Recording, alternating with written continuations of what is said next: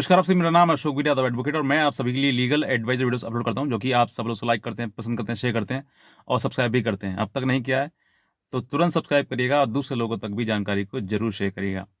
देखिए, मैं अब तक बहुत सारी वीडियोज़ आपके लिए बना चुका हूँ और मेरे जो मतलब शब्दावली के अनुसार जो है, वो किसी एक व्यक्ति या किसी एक के लिए टारगेटेड नहीं होता है, सिर्फ़ और सिर्फ़ दोनों के लिए मैं कहता हूँ और दोनों में आज भी वीडियो यही है, हस्बैंड और वाइफ़ दोनों के लिए है। कोई भी व्यक्ति किसी प्रकार से एक डाइवोर्स का केस फाइल कर सकता है, दोनों के लिए अधिकार है। अब दोनों के अधिकार के लिए अगर मैं कोई बात कहूँ, तो भी आप ये कमेंट कर सकते कि आप लड़कियों के खिलाफ बोलते हैं या फिर ऐसा, ऐसा कुछ नहीं है। मैं किसी के खिलाफ नहीं बोलता हूँ, जहाँ पे जो कानून है, उस कानून के ही साथ मैं बता रहा हूँ आपके लिए, जो प्रॉपर प्रोसीजर है, उस प्रोसीजर को मैं बताता हूँ आपके लिए, आप बस समझते हैं।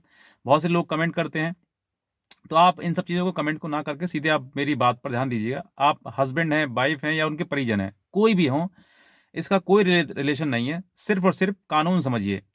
अब मैं आपको बताता हूँ कि आज जैसे जो आज मैं आप बात करना चाहता हूँ, वो ये है कि सेक्शन 13 ए यानी कि हिंदू मैरिज एक्ट के तहत जो भी आप पिटीशन फाइल करते हैं, तो उसमें जो है पत्नी हो या फिर पति हो, कोई भी जो डाइवोर्स का केस है, वो कोई भी फाइल कर सकता है, दोनों के लिए अधिकार है। अगर पत्नी के ऊपर क्रूरल्टी होती है, तो पत्नी डाइवोर्स का केस फाइल कर सकती है और पति के ऊपर होती है, तो पति भी कर सकता है। दोनों में से कोई भी कर सकता है, दोनों के लिए अधिकार है। अब रही बात कि जब से ही आप अपना डाइवोर्स का केस फाइल लेकर पहुँचते हैं कोर्ट में, उस तरीके से दूसरी तरफ से, अब वो लड़की हो या लड़का, दोनों के लिए कह रहा हूँ मैं, बार-बार एक ही शब्द इस्तेमाल नहीं करूँगा, एक ही बार में कह रहा हूँ कि दोनों में से कोई भी हो, जैसे ही पति या फिर हस्बैंड जो है, पत्नी जो है, वो अपना डाइवोर्स का केस लेकर कोर्ट में जाता है, तो कोर्ट में जाने के जैसे ही जाने वाला, तो वैसे ही दूसरा पक्ष का वकील, यानी कि लड़की की तरफ से जो वकील होगा, वो सेक्शन 24 हिंदू मैरिज एक्ट के तहत जो है, वो एक दूसरी एप्लीकेशन लगाएगा। उसमें क्या कहा गया है मैं आपको बताता हूँ।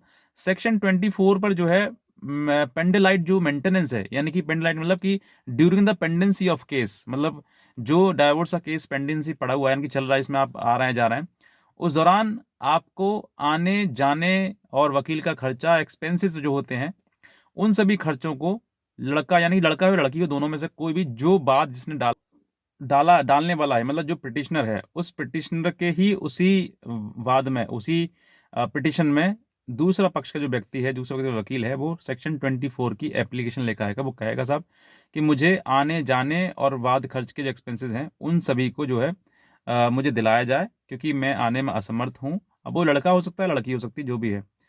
अब मोस्टली यही होता है कि लड़के डाइवोर्स का केस फाइल करते हैं और लड़कियाँ जो हैं, वो उसमें सेक्शन 24 की एप्लीकेशन लगाते हैं। अब आज का जो वीडियो है, वो इसी उद्देश्य पर है कि अगर आपने डाइवोर्स का केस फाइल किया है और डाइवोर्स का केस फाइल करने के बाद दूसरी पार्टी जो है, वो सेक्शन 24 की बेंडेलाइट ऑफ मेंटेनेंस की माँग करती है, तो आपको किस तरीके से इसमें आपत्ति देनी है, किस तरीके से आप इन सब चीज़ों में बहस करनी है, आर्गुमेंट करना है, क्या जजमेंट देना है, वो सभी मैं आपको इस वीडियो के माध्यम से बताऊँगा। अगर आप नए हैं, तुरंत सब्सक्राइब करें, दूसरे लोगों तक भी जानकारी को ज़रूर शेयर करें। अब देखिए, बात रही कि पेंडेलाइट मेंटेनेंस की। मेंटेनेंस, अगर आप हस्बैंड हैं, आपने डाइवोर्स का केस डाला है और आपकी पत्नी आपके ऊपर पहले से मेंटेनेंस चला रही है या पहले से डीवी का केस कर दिया है या फिर कोई और भी केस आपके ऊपर कर दिए हैं, तो उन सभी केसेस का हवाला आप उस सेक्शन 24 में दें कि भई मैं यहाँ मेंटेनेंस इतना दे रहा हूँ, मैं 12 डीवी में इतना दे रहा हूँ या फिर मैं मेरे ऊपर ये और केसेस लगाए हैं। ये सब आप जो है एक्सप्लेनेशन दें। आप कितना कमाते हैं, आप भी बता सकते हैं अपने बारे में, और अगर नहीं बता सकते हैं और छुपाने योग्य है तो छुपा भी सकते हैं, जो भी आपकी मर्ज़ी। दूसरा, अगर लड़की कमाती है, लड़की कमाने योग्य है, अच्छी-खासी पढ़ी-लिखी है और वो भी कहीं जॉब करती है या फिर वो छिपाती है या फिर गवर्नमेंट जॉब कर रही है, प्राइवेट जॉब, जो भी है, जो भी उसका जॉब है, प्रोफ़ेशन है, इनकम ऑफ सोर्सेज़ हैं, तो वो आप बताएँ कि आप इतना दे रहे हैं और वो उसकी इतनी सफिशिएंट है, वो इतना मतलब अर्न करती है महीने में। तो अगर आप ये चीज़ देते हैं या फिर कोई particular permanent source of income लड़की के पास है, तो मैं कहता हूँ इसी एक ग्राउंड पर ये सेक्शन 24 का जो एप्लीकेशन दी है, वो 100% डिसमिस होनी है। क्योंकि इसमें स्पष्टली कहा गया सेक्शन 24 में कि अगर वाइफ के पास या हस्बैंड के पास जो भी सेक्शन 24 का केस फाइल करता है, मतलब एप्लीकेशन देता है, उसके पास पास इंडिपेंडेंट सोर्स ऑफ इनकम नहीं है, तभी ये पेनल्टी दिए जाएँगे। बात दोबारा पढ़िए, समझिए। इंडिपेंडेंट सोर्स ऑफ इनकम, मतलब उसका कोई अपना सोर्स ऑफ इनकम नहीं है, उसको किसी प्रकार की कोई इनकम नहीं है, तभी आप देने के हकदारी हैं, वरना वो लेने की हकदारी नहीं है। अगर आप इस प्रकार से, अगर आपकी वाइफ झूठ बोलकर कोर्ट में सेक्शन 24 का मतलब एप्लीकेशन फाइल करती है, अगर आपके पास किसी प्रकार से उसने, लड़की ने झूठ बोला है और आपने वो चीज़ें प्रूफ कर दी, तब भी ये चीज़ें एविडेंस के आधार पर ये डिसमिस हो जाना है, क्योंकि सेक्शन 24 तभी अलाउ होगा आपके लिए जब आपके पास कोई भी इंडिपेंडेंट सोर्स ऑफ इनकम नहीं है, आप कुछ नहीं कमाते हैं, आप किसी योग्य नहीं हैं, तभी आपको ज़रूरत पड़ेगी, वरना आप किसी प्रकार की आपको देने की आवश्यकता नहीं है। अब इसमें बात करते हैं, ये तो आपने बताई कि आपत्ति आपने दाखिल करनी है इस बात पे। अब बात करते हैं इस पर जजमेंट क्या है। लैंडमार्क जजमेंट है एक ऑनरेबल एमपी हाई कोर्ट का, ममता जायसवाल वर्सेस राजेश जायसवाल।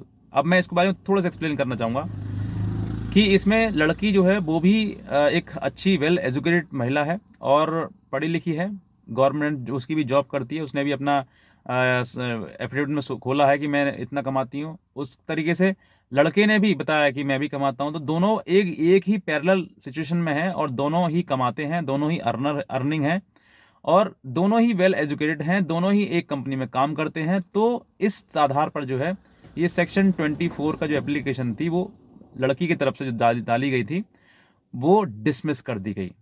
क्यों? ये देखते हुए क्योंकि सेक्शन 24 में यही कहा गया है कि पेंडेलाइट इनकम जो उसकी इनकम है इंडिपेंडेंट इनकम नहीं है, तभी इसकी हकदारी है। अगर नहीं है तो फिर वो हकदारी नहीं है। तो ये आप समझिए कि अगर आपके पास में ऐसा है, आपका केस में भी अगर चीज़ें सिचुएशन फिट हो रही हैं कि लड़की कमा रही है और फिर भी वो सेक्शन 24 माँग रही है, तो फिर आप उसको ना दें। ये लैंडमार्क जजमेंट है ममता जायसवाल वर्सेस राजेश जायसवाल। इसका आप हवाला देंगे। इसमें बहुत अच्छी बात कही गई है, लड़की के बारे में स्पष्टली कहा गया है कि जो लड़की अच्छी कमा सकती है। इसमें ये भी कहा गया है कि अगर लड़की कमाते हुए भी अगर सेक्शन 24 लगा के उससे एक्सपेंसेस मांग रही है, तो ये जो है बाकी और महिलाओं को बढ़ावा देने के बराबर है। तो ये सब चीज़ें उसमें कही गई हैं, टिप्पणी की गई हैं, अगर आप पढ़ोगे इसमें तो समझ में आएगा आपके लिए। लेकिन अभी तक जो है आपको बताया कि आप जो है, अगर आपकी पत्नी ने आपके ऊपर सेक्शन 24 डाल रखा है, तो इस तरीके से आप आपत्ति फाइल करें और इसी तरीके से आप अपने जवाब दाखिल करेंगे तो 100% मैं कहता हूँ आपके लिए, आप पेंडेलाइट से बच जाएँगे। और अगर मान लीजिए कोर्ट के द्वारा बाँध भी गया ना आपके पास, तो आपको बहुत ही मिनिमम आपके ऊपर एक्सपेंस दिए जाएँगे, जो कि आपको पता भी नहीं चलेगा कि कितना एक्सपेंसेस है। तो बस मैं इतना कहना चाहूँगा। और अगर आप नए हैं तुरंत सब्सक्राइब करें और कोई भी अगर आप हमसे हमारी लीगल एडवाइस हमसे लेना चाहते हैं, तो आप हमारे दिए हुए नंबर पर हमें संपर्क कर सकते हैं। आज का वीडियो देखने के लिए आपसे बहुत धन्यवाद।